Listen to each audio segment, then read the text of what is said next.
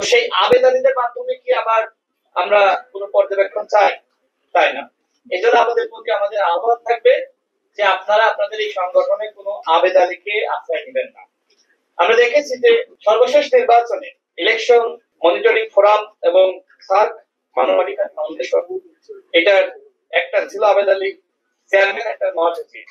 আমরা দেখেছি যে বিদেশ থেকে কিভাবে ভাড়া করে বিদেশি নাগরিক এনেছে এবং তাদের মাধ্যমে বক্তব্য দেওয়াইছে যে নির্বাচন খুব সুষ্ঠু হয়েছে, হাসিনা খুব ভালো নির্বাচন করেছে। অর্থাৎ শুধুমাত্র যে বাংলাদেশে আবেদনী আছে এরকম না, বিশ্বে বহু আবেদনী আছে। আমরা মনে করি যে সাদা সাদার মানুষ এরা মনে হয় আসলেই এরা ভালো রিপোর্ট দেবে। চব্বিশের নির্বাচনের আগে তাদেরকে শেখ হাসিনার পক্ষ থেকে ভাড়া করে আনা হয়েছে এবং এই হোটেল সোনারগাঁয়ে রাখা হয়েছে। তো আরো অনেক দলের সাথে তারা বৈঠক করেছিল, আমাদের সাথে বৈঠক করেছিল। আমরা কথা বললাম, কথা বলে দেখলাম যে এগুলোকে হাসিনা ভাড়া করে এনেছে বিভিন্ন সংগঠনের নামে এবং বিদেশি এই আসলে এই ধরনের বিদেশি ভাড়া খাটা অবজারভার আমরা চাই না।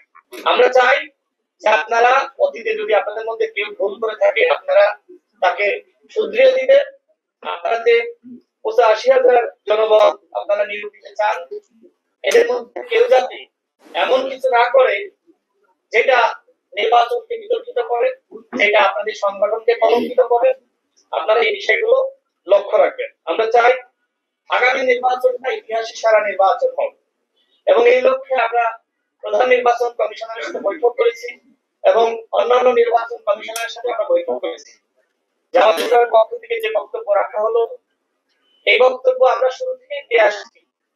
আপনারা নির্বাচন করার জন্য যে ধরনের পরিবেশ আপনাদের তৈরি করা দরকার ছিল, আপনারা কি গত এই ১৫-১৬ মাসে সেই পরিবেশটা তৈরি করেছেন? আপনারা মুখে শুধুমাত্র বলছেন যে ইতিহাসে সেরা নির্বাচন করতে চান, কিন্তু সেরা নির্বাচনের জন্য যে সেরা পরিবেশ তৈরি করতে হয় সেই বিষয়টা আপনারা কেন ভুলে যাচ্ছেন? এখনো সময় আছে। নির্বাচন কমিশন বলছে যে তফসিল ঘোষণার পরে তাদের মূল দায়িত্ব, তাহলে তফসিল ঘোষণার আগে সরকারের দায়িত্ব ছিল। ডক্টর মোহাম্মদ ইউনূসের উপরে আমরা সবাই আস্থা রেখেছিলাম, কিন্তু আমার কাছে মনে হয় তিনি আমাদের আস্থা ভঙ্গ করেছেন। তিনি পারেননি বাংলাদেশের রাজনীতির যে সংস্কৃতি, সেই সংস্কৃতির ঠিকানাও তিনি পরিবর্তন করতে পারেননি। তিনি অনেক বড় নেতা হতে পারেন, তিনি নিজে বলেছেন আমরা কিন্তু আন্তর্জাতিক মানের খেলোয়াড়। তিনি শুধুমাত্র বাংলাদেশ ছাড়া অন্যান্য দেশে খেলেন। বাংলাদেশের জনগণকে নিয়ে যে ধরনের চিন্তা চেতনা তিনি কি করতে চান, আমি সবসময় বলেছি ডক্টর মোহাম্মদ ইউনূস একজন পরিকল্পিত মানুষ। তার মানে তিনি যখন ক্ষমতা দায়িত্ব গ্রহণ করলেন, তার দায়িত্ব ছিল আমাদের কাছে ১.৫ বছরের একটা প্ল্যান আমাদের সামনে হাজির করা। তিনি প্রথম মাসে কি করতে চান, দ্বিতীয় মাসে কি করতে চান, ৬ মাসের প্ল্যান কি, তার সরকারের ১ বছরের প্ল্যান কি, তার সরকারের ১.৫ বছরের প্ল্যান কি। আমরা কি প্ল্যান পেয়েছি? আমরা পাইনি। যে কারণে সংস্কার নিয়ে মানুষের যে ধরনের আকাঙ্ক্ষা ছিল, মানুষের এখন এই সরকারের কাছ থেকে সংস্কার প্রত্যাশা করে না। আমার কাছে মনে হয় যে এখন কেউ বিশ্বাস করে না ডক্টর মোহাম্মদ ইউনূসের নেতৃত্বাধীন সরকার কোন সংস্কার করতে পারবে। ১৫ মাসে আমিও তো কোন সংস্কার দেখি নাই। আগে গণমাধ্যম যেভাবে আমরা দেখেছি, গণমাধ্যমকে কিভাবে তাদেরকে কণ্ঠাসা করা হয়েছে, বাধ্য করা হয়েছে, এখন হয়তো কিছুটা গণমাধ্যমের উপর চাপ নাই, বিজেপি এনএসআই বাধ্য করে না, আপনারা সংবাদ প্রচার করতে পারছেন।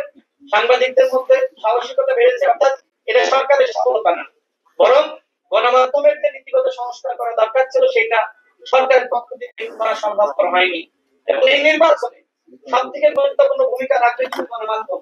আমাদের পর্যবেক্ষক ভাইরা থাকবে, কিন্তু একজন সাংবাদিক যেভাবে ভোট কেন্দ্র করতে পারবে আমার কাছে মনে হয় না আর কেউ পারবে। অর্থাৎ আগামী নির্বাচনে সব থেকে সাহসী এবং সব থেকে বলিষ্ঠ ভূমিকা রাখতে হবে সাংবাদিক এবং গণমাধ্যমকে। আমি যেন আস্থা এবং বিশ্বাস রাখি এখানে যে সকল আমাদের তরুণ সাংবাদিক ভাইরা আছে তাদের সাথে আমাদের প্রতিদিনই দেখা হয়, তাদের উপর আমার আস্থা রয়েছে। আমি দেখেছি যে গণ অভ্যুত্থানের সময় তাদের কি ভূমিকা, তাদের মিডিয়া হাউস থেকে চাপ দেওয়া হয়েছে। অনেক সময় টেলিভিশনে তারা সেই সংবাদটা প্রচার করতে পারে নাই, নিজেদের যে ফেসবুক পেজ বা ইউটিউব চ্যানেল আছে সেখান থেকে পারে নাই, কিন্তু এই ভিডিওগুলো আমাদের বিদেশে অবস্থানরত যে সকল সাংবাদিক ভাইরা আছে বা অন্য পেজ থেকে তারা কিন্তু গণ অভ্যুত্থানের সময় হাসিনা যেভাবে গুলি করে মানুষকে হত্যা করেছে সেই ভিডিওগুলো কিন্তু সাংবাদিক ভাইরাই অন্যদের কাছে সংগ্রহ করেছে।